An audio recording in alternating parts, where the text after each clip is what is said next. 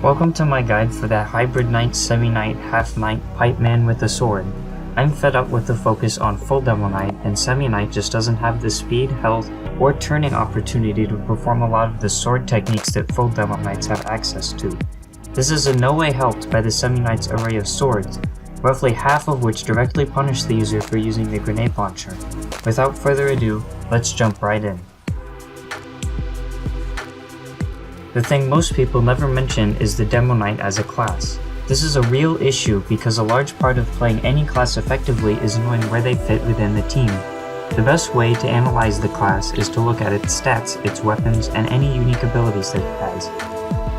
The semi-knight's stats are fairly average, decent health, and a tad slower movement speed. However, its weapons paint a much more detailed picture. The sword, on its own, doesn't mean a whole lot other than providing a bonus on kill, incentivizing its use. The grenade launcher gives a decent, high damage ranged option with lots of spam potential, allowing the demo knight to soften up groups of enemies and hold choke points while potentially outnumbered. His charge, however, in combination with the sword, gives him a quick movement option, allowing him to chase and finish off wounded enemies and capitalize on flanking opportunities. If these descriptions sound familiar, it's because they are. The semi-knight is somewhere between the stock demo man and the scout. The stock demo man carries the same damage and spam potential. His role is to soften up enemies for his team to finish off. He can also lay sticky traps, but that is beside the point. The scout's job is to clean up enemies hurt by his teammates, like the demo man, and guard the flank, where the smaller number of players increases his effectiveness. The demo knight combines both of these roles into one. He isn't nearly as effective at either. His grenade launcher has far less ammunition and can sustain fire for a much shorter period of time, meaning that he has a much smaller damage potential before being forced to retreat and reload, while the scout's movement is permanent and his weapons aren't as limited in range as the demo knight's sword. Unlike either of these classes, however, the semi-knight doesn't have any drastic drawbacks. The demo man finds himself lacking in finishing potential due to his lower movement speed and slow firing weapons, and in 1v1 fights where enemies can close the gap and quickly finish him off, where his weapons are difficult to use. The scout has trouble fighting groups of enemies due to the scattergun and pistol's nature of only damaging one opponent at a time, and sentries, which prevent him from using his movement effectively.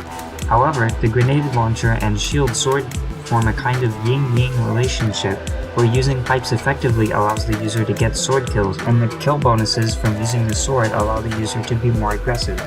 In this way, they cover each other's weaknesses and make the semi-knight more generally applicable in combat than either class alone. Let's talk about the weapons in the semi-knight's arsenal. First up, the grenade launcher. This is your most important weapon. You should be using it to deal the majority of your damage. If you're not, then why are you playing semi-knight? Go equip the booties and forget about it. You can use it to spam chokes and fight enemies, whether the enemies and teammates around you are few or many. However, it's the least important choice you have to make. All of the grenade launcher options are pretty solid, excluding the lock and load due to its lower damage output before needing to reload. I personally prefer the iron bomber, because the fuse time combined with the no rolling makes grenade jumping really easy and consistent. The second choice you'll need to make is which shield you want to use. The shield serves two main purposes, entering the battle and escaping the battle. You can use it to close the distance, get within melee range, and then kill the enemy before they can outrun you, or you can use it to nope out if a heavy medic combo suddenly jumps around the corner. Your shield mostly comes down to one thing, how much you want to use your sword, on a scale from Tide Turner being the most to Charge and Charge being the least. With the Charge and Charge and Splendid screen, you can't turn at all, meaning that you can't charge enemies aware of your presence at crit range because they can simply move out of the way. This cuts down on the number of charge opportunities and your charge success rate, meaning that you'll be using your sword less and less, while the damage resist provided by shields will allow you to be much more aggressive with your pipes. If you want to go for quick picks every now and then the Charge and Splendid screen might be open to you. However, if you want the sword to be your de facto way of finishing off enemies, then use the Tide Turner. I recommend the Tide Turner because once you hit an enemy with a pipe, a mini crit is usually all you need to finish them off. The last option you have is which melee to use. Your melee's use depends on your shield. If you're using the Tide Turner, it has a lot more finishing potential than the other shields, although it can work for the other shields sometimes. While if you're using another shield, you'll have instant kill potential that the Tide Turner doesn't have. Your movement speed being lower means that your shield is basically the only surefire way to get within your enemy's melee range. so if you don't kill your enemy quickly, then they can simply backpedal outside of your range and outrun you. As such, you will mainly be using it in combination with the charge, unless you have multiple Eyelander heads. Your options in this category are much more limited compared to full Demo Knight because half of the swords straight up punish you for having a pipe launcher. Your main options are the Eyelander and the is better for quick picks because of the range increase extending your critical hit window, while the Eyelander is better for those who enjoy the experience of gaining a tons of heads and having 210 health. The bottle is also an option if you don't want to get destroyed while charging and are sick of being body shot by snipers, but it doesn't provide any kill bonuses, which is one of the main benefits of using the sword. The doesn't either, and that's why I really don't use it too much anymore. The half-so Toichi can also work, but missing your charges becomes very problematic. A big part of the Demo Knight's playstyle is commitment. Commitment is the moment in a fight where you or your enemy gets close enough to the other that neither of you can escape the other. In this situation, unless you and your enemy miss all of your shots, one of you is certain to die. Not all fights involve commitment, nor all deaths. Also, commitment might be different for you and your opponent. Scouts, for example, have a much faster movement speed, and if a scout jumps the sniper, the scout may be able to run away if the fight goes badly, but the sniper has already been committed to the fight because he can't outrun the scout. Usually, a good player will commit to a fight when he has calculated that he can win it, due to health difference, loaded ammo positioning, or some other group of factors. So how does commitment apply to the Demo Knight? Well, as a rule of thumb, you have committed to a fight if you have used your charge. If you've used your charge to kill an enemy and they escape melee range, you must either finish them off with your pipes or they will likely kill you. If you are jumped, however, you can usually escape using your shield. Even if you end up fighting while you don't have a charge, enemies have a higher movement speed than you and will easily be able to chase you down and finish you off. Therefore, you should only charge after a wounded enemy if you know you can kill them, and you can be reasonably sure that they don't have teammates right around the corner, or else you will be committed to fighting them as well. If you charge and commit to even fights, you'll be increasing your chances of dying because you won't have an escape option.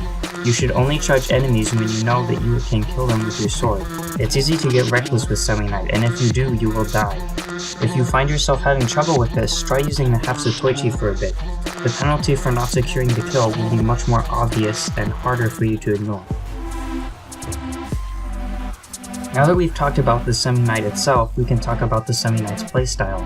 Around teammates, play like a normal Demo Knight. Use the teammates to tank damage for you and spam pipes at groups of enemies to add damage for them. If an enemy scout or spy appears, you can probably attempt to use your sword to take them out, using the safety as your teammates as backup. Always keep an eye open for opportunities to use your charge to get behind the enemy team. If you can sandwich them between yourself and your teammates, they will either focus on the group and let you damage them, or focus on you and get killed by your team. On the flank by yourself is a different story. Here, you should be using your pipes to harass anything that comes by, still watching out for flanking opportunities. If you manage to flank 3 or 4 enemies, try to attack with your team so that they don't all just turn around and slaughter you. Mainly though, you'll be getting into 1v1s and 1v2s. Use your pipe aim to soften them up, and then, if you think you can commit, charge in with the sword for a finish. Against classes dangerous in close range, it might be a better idea to simply finish them off with your pipes. If things go bad, charge out of there and back to the safety of your team. Some enemies will get tunnel visioned and try to chase you, in which case, round 2 or 3 corners and shoot pipes right before you think they will come around. This is easy with pyros because their flamethrower flames will tell you exactly how far away from the corner they are. Obviously though, you can more or less kill everything with your pipes that you could charge in and kill with your sword. The real trick is to know when it's safe to charge in and when it's not. Getting heads for the Eyelander can be tough. The health reduction makes combat in general much more dangerous when you're fresh out of spawn. Your heads are going to come from 2 main places, unaware enemies and wounded enemies. Sometimes enemies are both of these, and that's great. Your pipes deal 100 damage per hit, and a mini crit without the shield will do 88 damage. That's enough to easily finish off most classes. As such, once you hit a pipe, you should evaluate whether or not you can kill the enemy using your sword, and if you can, charge in and get the kill. Other times, when you're fighting with your team, you might see enemies pull back after the brunt of a push gets destroyed by a random crit, or a retreat after sustaining heavy fire. In these circumstances, use your best judgment to decide how much health they have. If you think you can finish them off, then go for it. They probably won't be expecting you to be there if your team and you were far enough away from the corner or door that they disappeared behind. Then there's unaware enemies. Unaware light classes can be finished off in 2 hits, and if they don't see you coming, they will probably be confused upon taking damage and won't move directly away from you, allowing you to get the second hit. Against other classes, if you are confident in your piping, you can line up a pipe shot, let it go, then charge immediately after you shoot, before the pipe makes contact, giving the other class minimal time to respond between getting hit by the pipe and getting mini-crit by your sword.